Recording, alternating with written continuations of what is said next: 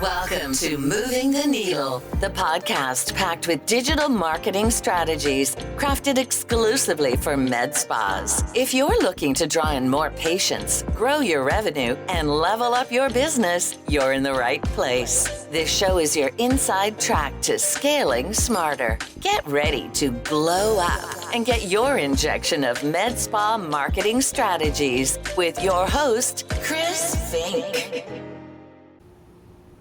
All right, welcome back to Moving the Needle, the show where we break down strategies, systems, and people elevating the medical aesthetics industry.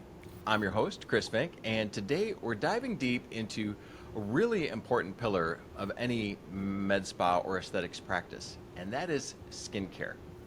My guest today is Beth Maloney. She's a licensed medical esthetician, a national trainer, and a respected educator with more than 18 years of experience in medical aesthetics, product knowledge, and advanced skincare techniques. Beth serves as a training and education leader for Talgo USA and works across not only the United States, but throughout the Caribbean, Central America, Canada. She's contributed to industry publications. She's edited educational materials. She's produced training videos that many estheticians rely on to master treatment protocols. And she's also on the faculty at Boca Beauty Academy in South Florida, where she trains the next generation of estheticians and helps them bridge the gap between hands-on skills, theory, and real-world practice. Her unique combination of clinical expertise, product knowledge, and education gives her a perspective that few in the industry really have. So today we'll be talking about how med spa owners can elevate their skincare programs, strengthen their team's training, and build more consistent, profitable systems. With that, let's dive in. Beth Ann, welcome to Moving the Needle. I'm really excited to have you here. Thank you. I'm excited to be here. This is great. Yeah. Well, let's dive into your story a little bit. Tell me, I'm really interested in knowing, how did you first get into aesthetics and what pulled you towards this path as your long-term career? So, to be honest, I loved skincare products since I was a little girl.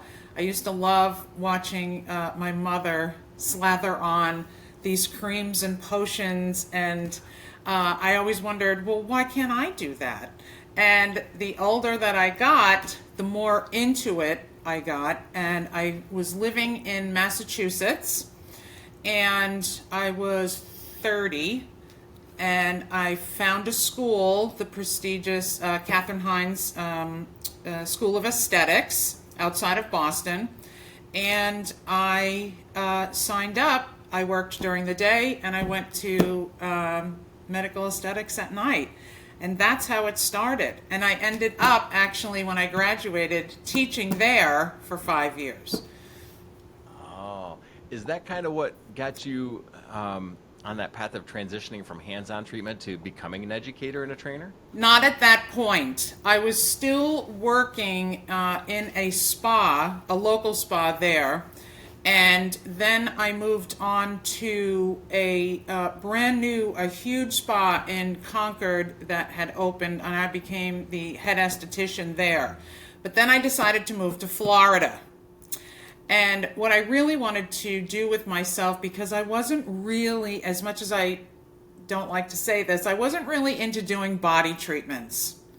And when you work at a spa or a resort spa, there's a lot of body treatments in that. I wanted to really get into the health of the skin. I wanted to learn how things happened in the skin. So when I moved to Florida, I sent out, I went on my father's computer, because I didn't have an apartment yet.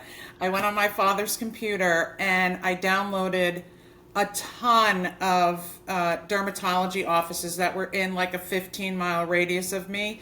This was before you sent your resume online. Yeah. So right. I mailed out hundreds of my resume, and I got a call from a doctor in South Florida, and he hired me right on the spot. So he was a dermatologist, and in all honesty, I learned a lot when I was at school, but I learned the most about the skin working for doctors. So I worked for derms for a very long time, and then I kind of missed the teaching aspect of it. And that's how I went back to teaching at a local school here, but at the same time being a national trainer for the company that I work for out of Canada, who distribute here in the United States.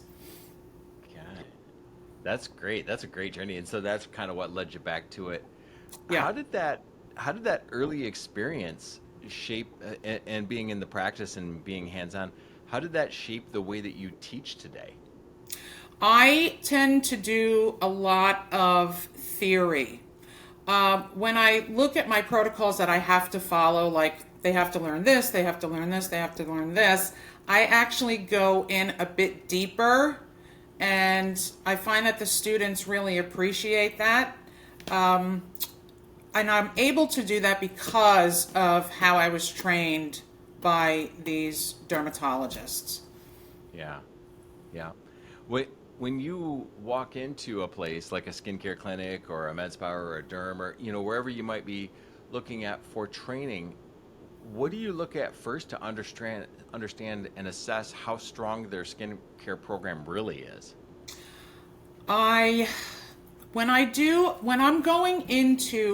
working for the Mason out of Canada, and I'm training the different spas or med spas around the country, I always do theory in the morning, and then we do hands-on in the afternoon.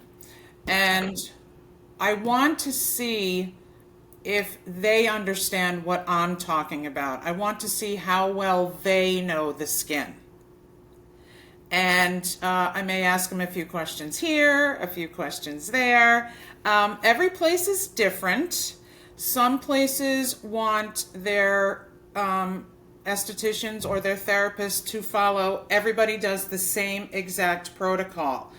And some other places, they mostly follow the protocol, but they may freestyle the massage or something like that. So it just depends, and usually I can get a good idea. And for a lot of the accounts, I'm there repeatedly, so I know who I'm working with.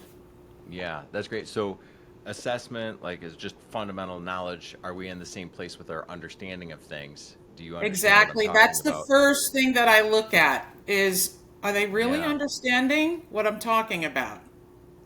yeah. Now, when you mentioned a really key point, like almost every practice has a little bit different model, right? And how they Right. regimen, how they present.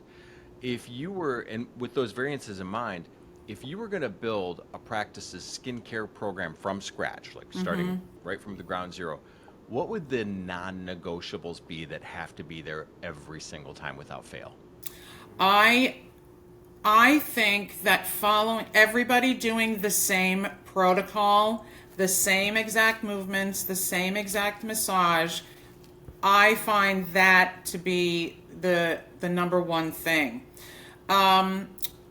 What happens is sometimes is, I may have a client, but I have to call out that day because something came up and somebody else is taking that client for me. And the client will be on the bed and they'll be like, oh, she doesn't do it that way. So I feel like, and again, this is just my opinion, but there should be a standard protocol that everybody follows. And I know a ton of places don't do that, but that's just my opinion on that. I also, I would test my therapist there as well. I think that they need to, if you're treating the skin, which is the biggest organ in the body, you need to know what you're doing. Yeah, that's true too. Yeah. Yeah. And that makes me think, how do you frame thinking about it, and how should med spas think about the difference between a skin type versus a skin condition? Okay, so there are 4 skin types. Okay, there's normal, oily, combination, and dry. So that's always the first thing you want to look for when you're doing a skin analysis. I always tell my students, look at the size of the pores. That's going to help you determine the skin type. If they're very large, for the most part, they'll probably be an oily skin type. If they're very small to non-existent, they're more likely going to be a dry skin type. Okay? But conditions are something that's affecting the skin. So a condition would be acne, or it would be seborrhea, or it would be rosacea, pigmentation issues. Those are conditions. Dehydration, those are conditions. And I teach them how to test for different conditions on the skin as well. Yeah, that's great. That probably, separating that probably leads right into, what do you think some of the most common consultation or intake mistakes? What are the most common ones that you see? That they can't decipher what the skin type is. Right. And I try to let them know. Now, just because somebody could be an older, more mature person in their 70s coming in for, or 75 coming in for a facial, and their pores may look large. I said, right, at that point, don't automatically think that they're going to be oily, because at that age, we're obviously much more drier. Our skin is much thinner, and we've lost the elastin to make the skin snap back, so the pores are going to appear much larger. So you really have to know your skin types, because you can injure somebody using the wrong products and actually age them, which is really not what we want to do. Right. Yeah, and an uneducated treatment protocol can actually, it's irresponsible, and it's reckless. It can harm people, and that's a really great thing to point out. Like, correct. If you don't know, don't recommend the treatment protocol or the product if you right, don't understand really the foundation of what it is that you're trying to treat. Now, right, you've written about internal wellness, nutricosmetics, topical care. When you think about like a med spa or an aesthetics practice or a skin clinic, how should they connect internal and external skin health responsibly? So I've been reading, because full body wellness is really becoming the trend. Yeah. If it's Integrated not wellness. already the trend. But I try and educate myself as best as I can, and I think that med spas or whatever, resort spa or just the local salon spa, they should start including nutraceuticals with their skincare topicals. More and more studies are showing that it's not enough now just to put vitamin C serum on top of your skin. You have to ingest it as well. But I do suggest that anybody that's looking at nutraceuticals really do their homework to make sure that they're getting the best in their business. Yeah. Because there's so many out there, and so many are not going to do anything. So you really need to know what you're bringing into your spa or med spa. Yeah, especially if you're ordering consumables, you're ordering product, you have a big order, like knowing that it's going to be effective. But more important than the cost of that order is knowing that your patients are going to get outcome and they're going to be, healthy. Like that it's going to be exactly. Them. Exactly. How do you match or evaluate if the treatment menu, and that could be services or products, but if that treatment menu actually matches what the patient needs? I'm sorry, ask the question again. How do you evaluate that, whether a treatment menu is in alignment with matching up with patient needs? Well, you always, for any med spa or spa owner, you always have to look at your demographic as well. Okay. Now, if you're in an area where there's lots of teenagers or early 20s, they may be we see so much acne now, and much more than we used to. And I think a lot of it has to do with gut health. But I think that you would want to have protocols on your menu that are geared towards treating acne per se. You want peels on there. You want oxygen treatments because oxygen kills the acne bacteria. You also want to look at the adults in the area, what they're willing to spend. That can help you decide what your menu could be. There's a difference. You could have I'm sort of going on a tangent here, but you can have a very wealthy area next to a middle class area, and one area is willing to spend whatever it takes to get their skin in good health, and the other may not. So those are kind of things that you need to look at. Well, you mentioned like that's great input. You mentioned the nutraceuticals, like looking at adding that. What do you think a couple protocol upgrades are, some other protocol upgrades that any med spa or skin clinic could make that would improve their results immediately?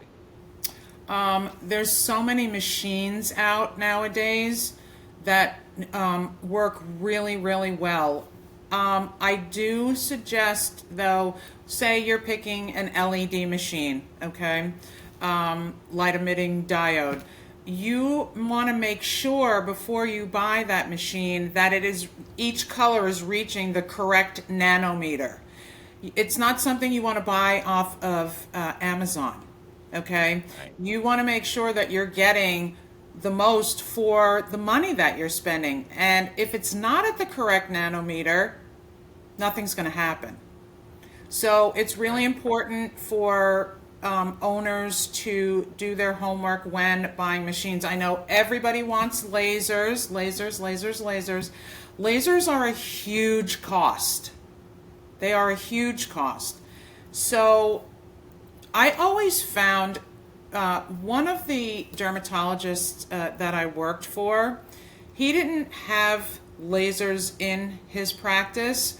We always did one day a month where all day it was just laser treatments. And you can lease them on a basis like that. That might be something that people want to take into consideration, because we're talking like $150,000, $200,000 machines. They're very expensive. There are obviously much cheaper machines that do really, really good work, but definitely do your homework with that as well. Yeah, that's definitely good advice. And everybody loves the machines, especially here in the United States. We equate pain with getting results. Results, yeah, that's true. In your role as a trainer and an educator, like you get an objective view of these different estheticians and providers. What do you think separates a good esthetician from a truly great one in a medical aesthetic setting? Of course, hands-on is really important, but also knowing your skincare line that you're using there. You have to try it. You have to know what it feels like, and you have to know the ingredients. That was one of the first things that I would do working at a new place, is I would take home the training manual and I would study all of the active ingredients in all of the products, whether it was for my skin type or not. You have to know the product line that you're working with. That's what makes a great esthetician. Yeah, that's somebody who's actually going to be able to treat the skin, solve the client's problem, and make the skin healthy. Yeah. And I think you'd mentioned in one of your pieces that you think that ongoing education, of course, is a necessity, especially in this field. But what does an ideal quarterly training plan look like for a team? Well, with like the company that I work with, I try and get to the spas or the med spas twice a year. Most of the time, it's always once, but twice a year is what we strive for. I'm rather busy, so. Yeah. But with regards to the owner doing their own quarterly training, I think most places should have a head esthetician, and always at these trainings go over all the protocols, all the actives in the skincare products, and make sure, especially the new people, that they know what's going on. And that would be my suggestion for them to do quarterly. Just keep everybody up to date, and having them work as one cohesive team. Yeah, that's great. And how when you do that training, there's probably a lot of opportunity both on knowledge and information, but also on client services, like on the patient interactions. How do you teach an esthetician or a practitioner to confidently recommend some of these protocols and these products and home care without feeling like it's a sales pitch? I know I can tell you that the students get, especially at the school, they get really nervous when I tell them you're going to have to sell product. You're going to have to, they're only with you 10% of the year. Even if they come once a month, every month, they're going to be home 90% of the time. You can't keep starting over at ground zero. So I try and tell them to at least get them to start with 2 products, okay?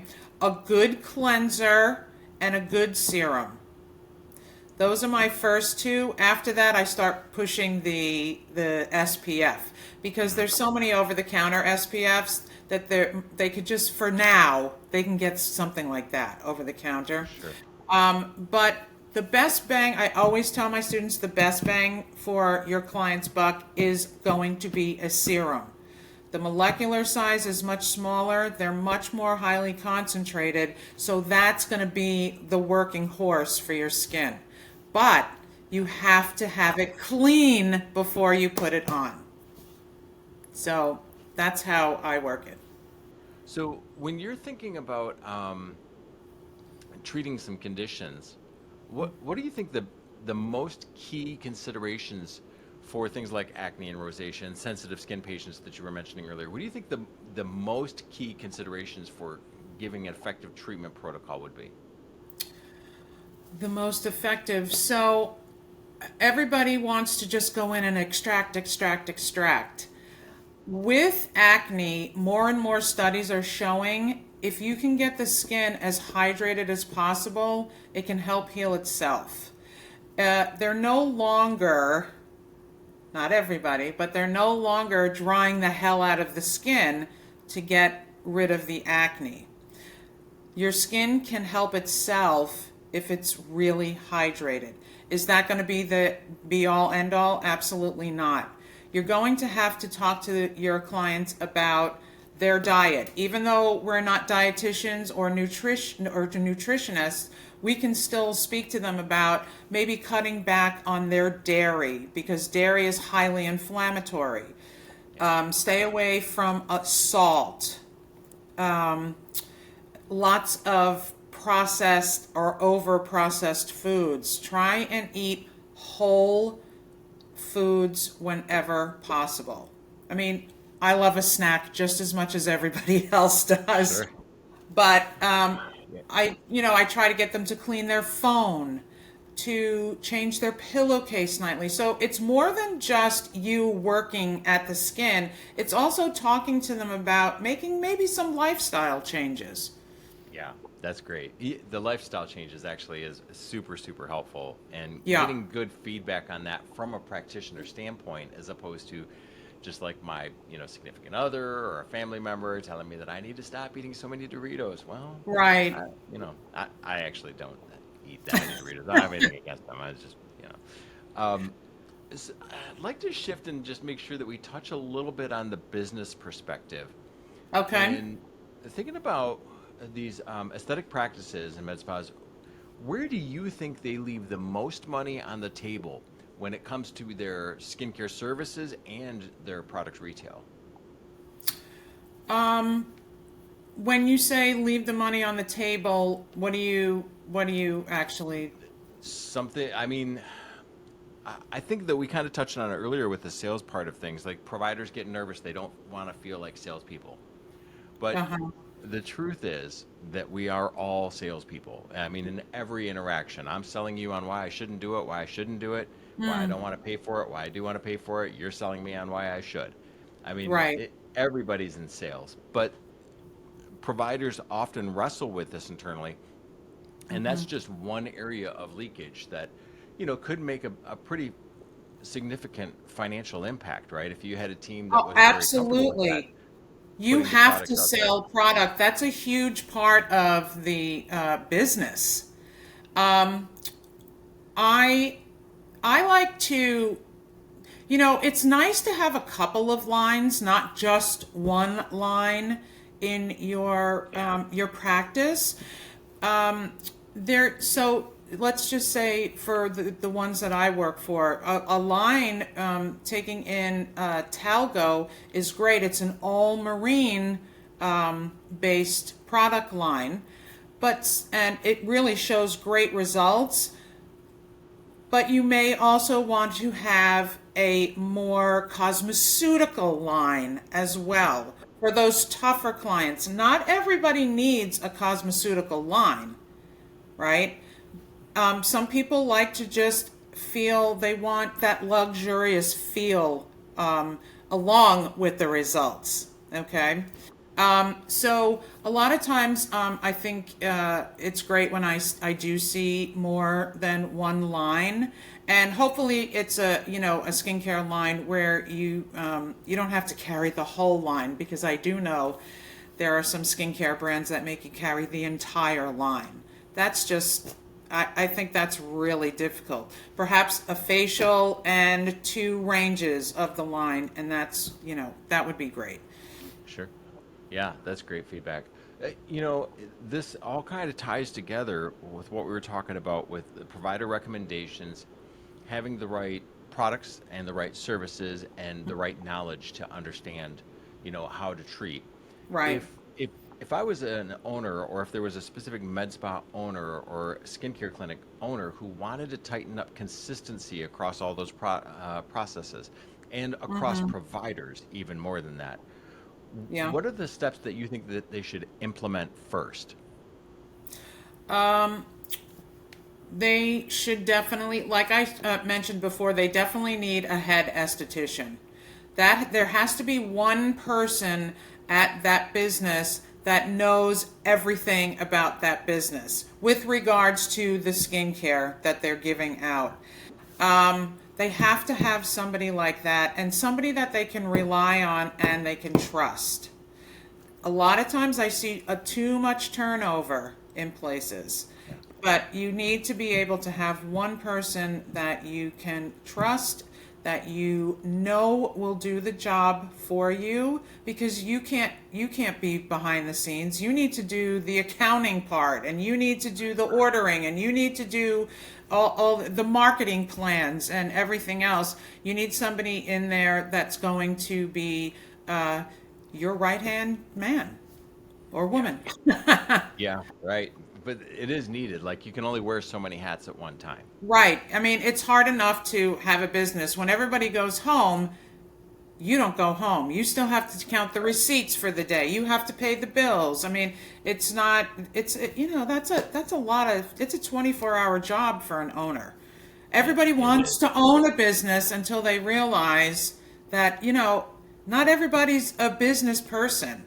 You have to give it a lot of your love. Yeah. And it's not all relaxing, luxurious vacations to Bali and No, there's a lot of no, grind. because you're still going to be on call. Yep, that's Yeah. right. Well, Yeah, thinking a so little that bit would be my about what's suggestion coming. for somebody. Okay. Yeah, that's great feedback. Get your leadership bench and Yes. identify those roles. Yeah. When skincare has evolved so much, over the decades. Like I was thinking when you were talking earlier about being there and watching your family and the serums and all that. Like I remember Yeah. mom, oil of Olay, and it was just the greatest thing. And Yes, all that was those my little grandmother. yeah, Yes, my the mother same in my used house. Borghese. That was her thing, and it was so big at the time. Borghese, That was the brand, and yeah. now you can get it at Costco. But yeah, I know that oil of Olay. Yeah, well, it's been fascinating to watch the evolution, all these new products, and some have withstood the test of time, and some of them, they're flash in the pans.